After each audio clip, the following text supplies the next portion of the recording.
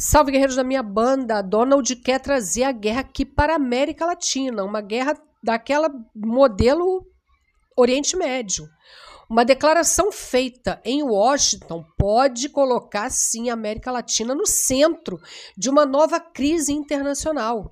O presidente dos Estados Unidos, Donald Trump, afirmou que bombardeios contra alvos ligados ao narcotráfico na região podem começar muito em breve.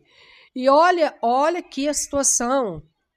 Nos bastidores já se fala em possíveis ataques dentro da Venezuela. Venezuela, onde ele teve ali o seu presidente sequestrado.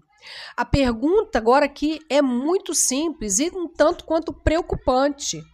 Estamos aqui diante de uma nova guerra no Caribe? É isso mesmo? Ou a gente está vendo aí mais um capítulo da política internacional transformada em espetáculo de força? Nos últimos meses, a presença militar dos Estados Unidos ali no Caribe, ela aumentou significativamente. Navios de guerra, aviões de patrulha e operações contra embarcações suspeitas de transportar drogas. Eu falei errado, desculpa. Passaram a operar com mais intensidade.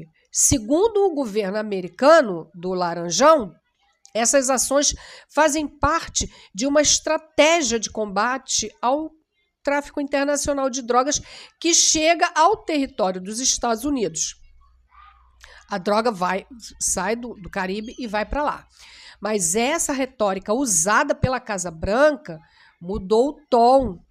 O Trump deixou claro que qualquer país envolvido no tráfico que atinja o território norte-americano, ele pode virar um alvo militar. O território estadunidense. Isso significa, na prática, abrir aí um espaço, um precedente para ataques diretos em territórios estrangeiros. E é justamente nesse ponto que o nome da Venezuela aparece aqui no centro da discussão.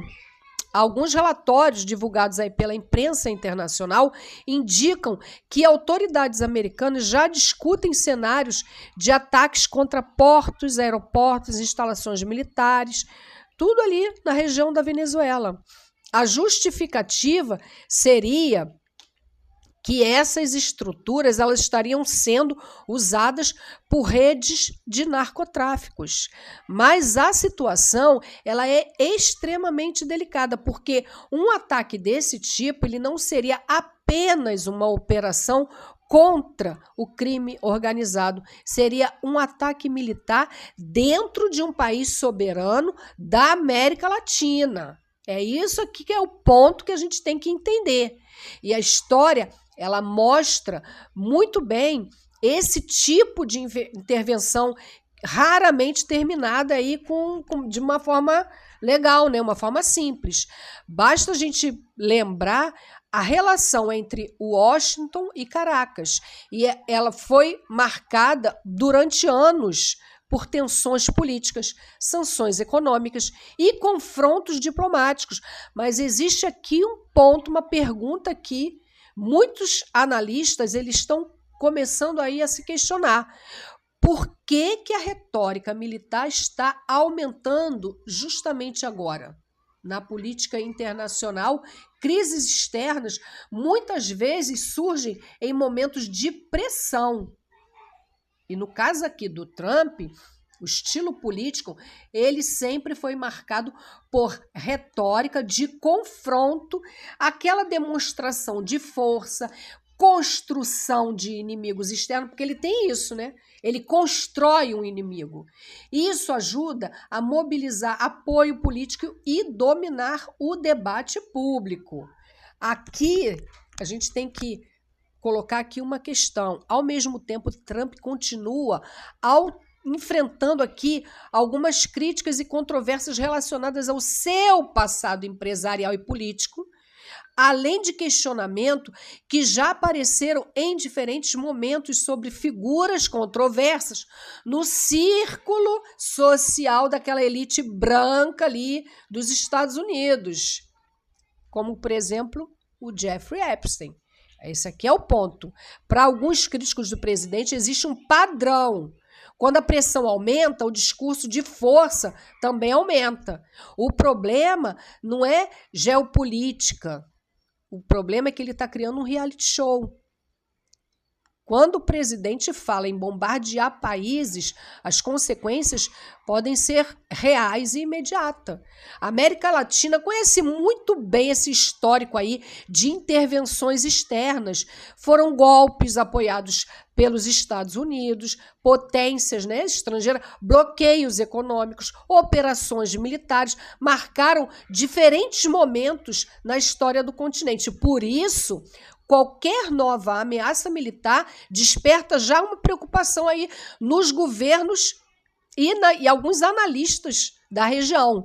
Isso é uma escalada entre Estados Unidos e Venezuela. Essa escalada ela pode provocar, e já está provocando, uma grande crise diplomática, né, regional, naquela região toda ali, o aumento de presença militar no Caribe, instabilidade política em vários países, não é só na Venezuela. E, no pior cenário, um conflito aberto. Imagina as consequências. No final das contas, a questão central aqui, ela é uma só. O combate ao narcotráfico é realmente o objetivo principal dessa escalada, dessa apresentação de força, ou a gente está vendo aqui mais um episódio da política internacional transformada em demonstração de poderio? Porque quando líderes começam a falar em bombardear como solução política, a história mostra que o próximo capítulo raramente vai ser tranquilo, porque não vai. E se a tensão continuar crescendo, a pergunta que fica é: até onde vai esse abuso de poder? O mais importante ainda, o que realmente está em jogo nessa guerra? É narcotráfico? É petróleo? É cortina de fumaça? Porque colocar vidas humanas para evitar uma prisão por conta das ligações dele com Jeffrey Epstein, ele já está fazendo isso no Irã. Agora ele já está puxando aqui para o quintal da casa dele. Ele sabe que os países de América Latina não são países com poderio bélico. Ele tem essa consciência, mas tem aliados, e aliados potentes. E é aquela história, não mexa com quem está quieto. Fiquem bem, aquele abraço, e se te chamarem para uma terceira guerra mundial, você vai? Você tem essa disponibilidade? Comente aqui, fora Trump, porque a coisa está apertando aí. Quanto mais eles mexem nos arquivos do Epstein, mais ele quer atacar países. E a gente tem que, sei lá, orar por ele, oração do Salmo 140. É essa aí que a gente tem que orar por ele. Fiquem bem, aquele abraço, dê um like aqui no meu vídeo, faça um comentário para poder o meu vídeo crescer, engajar. Eu sei que eu estou ainda engatinhando nas plataformas, tem vídeos meus que a plataforma não entrega, mas eu conto aqui com a sua ajuda. Obrigada.